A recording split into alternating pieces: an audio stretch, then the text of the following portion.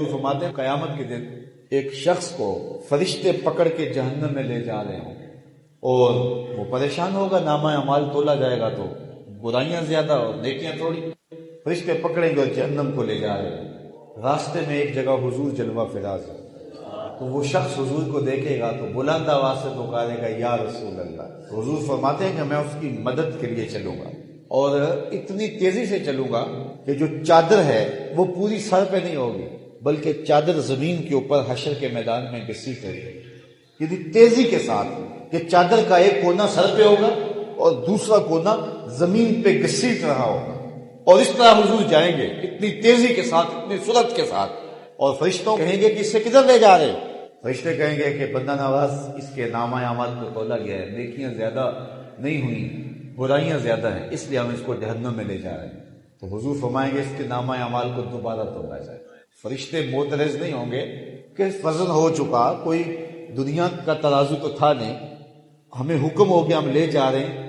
وہ جانتے ہوں گے صدر بزم حشر یہی سرکار ہے، دوبارہ ترازو لگ جائے گا، اس کے نامہ اعمال کو تولا جائے گا، واقعی نیکیاں تھوڑی ہوگی اور برائیاں زیادہ ہوں گی۔ تو حضور علیہ السلام ایک کاغذ کا ٹکڑا نکالیں گے اور ٹکڑے کو عربی میں بطاقہ کہتے ہیں، اور اسی وجہ سے اس حدیث کا نام ہے حدیث بطاقہ۔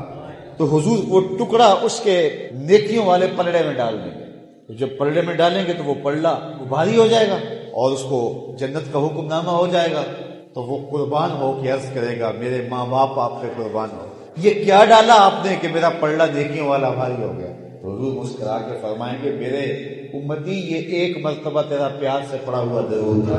حضور یہ بھی جانتے ہیں کس نے کہاں کھڑے ہو کے کتنے پیار سے درود پڑھا ہے۔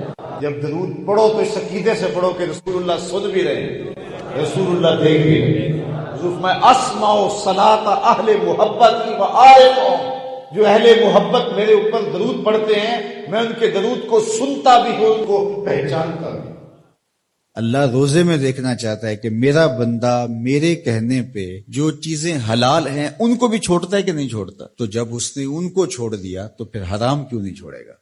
اور جس نے روزے میں حرام بھی نہیں چھوڑا، غیبت بھی نہیں چھوڑی، جھوٹ بھی نہیں چھوڑا، لوگوں کو اذیت دینا بھی نہیں چھوڑا، تلخ رویے بھی ترک نہیں کیے، گالی گلوچ سب و شتم کا مزاج بھی ترک نہیں کیا، لوگوں سے رشوت لینا اور لوگوں کو اذیت دینا بھی ترک نہیں کیا، تو پھر وہ بھوک کا ہے، وہ اللہ کے حکم کی تعمیل نہیں کر رہا ہے، وہ تو کہہ رہا ہے کہ میں تمہارا امتحان لینا چاہتا ہوں، تم حلال بھی چھوڑو گے اور یہ حرام بھی چھوڑنے کے لیے تیار نہیں ہے۔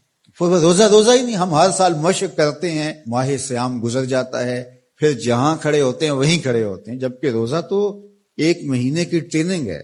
ایک مہینے کی ٹریننگ کے بعد ہمارے عیب جھڑ جانے چاہیے، ہمارے گناہ دھل جانے چاہیے، ہمارے اندر کو تقوی کے نور سے مالا مال ہو جانا چاہیے، لیکن ہم نے مشق کی نہیں، ہم کام چور رہے، تو پھر نتیجہ کیا ہوا؟ جہاں کھڑے تھے وہیں رہے۔ تو اس لیے مجھے اور آپ کو جائزہ لینا پڑے گا کہ ان دنوں کے اندر ہمارے اندر کوئی تقوی پیدا ہوا ہے یا نہیں ہوا۔ ہم نے بھوک کاٹی ہے، پیاس گوارا کی ہے، رات تراویح بھی پڑھتے ہیں، تو کیا کوئی فرق پڑا؟ کوئی اتقاء کا نور نصیب ہوا؟ اگر نصیب ہوا ہے تو پھر مزید کوشش کیجئے، اور اگر وہیں کے وہیں کھڑے ہوئے ہیں، کوئی فرق نہیں سوائے بھوک اور پیاس کاٹنے کی اور یہ ذہنی تاثر کہ ہم روزہ رکھ رہے ہیں، اس کے علاوہ ہمیں کوئی فرق نہیں ہے، تو پھر ہمیں دیکھنا پڑے گا پیچھے مڑ کے کہ ہمارے روزے بے روح اور بے نور کیوں ہیں۔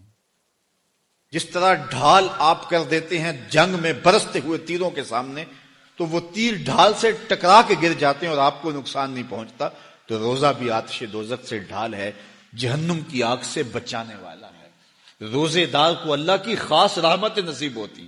ایک حدیث میں آتا ہے روزے دار کو دو خوشیاں نصیب ہوتی، ایک خوشی اسے تب ملتی ہے جب وہ روزہ کھولتا ہے، اور دوسری خوشی روزہ دار کو تب ملے گی جب روزے کے صلے میں اللہ اپنا دیدار عطا فرمائے۔ بنی آدم کے جتنے بھی عمل ہیں 10 سے لے کر 700 گنا تک اس کا ثواب اولاد آدم کو اس کا دیا جاتا ہے، تو بعض کو 10 گنا، بعض کو 70 گنا، بعض کو 100 گنا، بعض کو 700 گنا، تو 10 سے لے کر 700 گنا تک بندے کے اعمال کا صلہ دیا جاتا ہے۔ لیکن میرے حضور نے فرمایا لیکن روزہ جو ہے اللہ فرماتا ہے وہ میرے لیے ہے اور اس کا اجر میں خود عطا کروں۔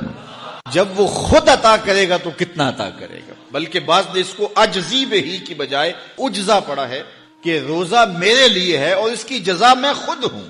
باقی اعمال کی جزا جنت ہے، جنت کی نعمتیں ہیں اور بہت کچھ ہے، لیکن روزے کی جزا میں خود ہوں، اور جس کو وہ خود مل گیا پھر جنت میں مل گئی، جنت والا جو مل گیا۔ تو روزہ اللہ کی خوشنودی کا ذریعہ ہے، تو خوش نصیب لوگ روزے کی برکتیں حاصل کرتے ہیں۔ تو یہ روزہ دار کے لیے اللہ کی کرم نوازیاں ہیں، اللہ کی رحمتوں کے اجالے ہیں جو اس کے اوپر برستے ہیں۔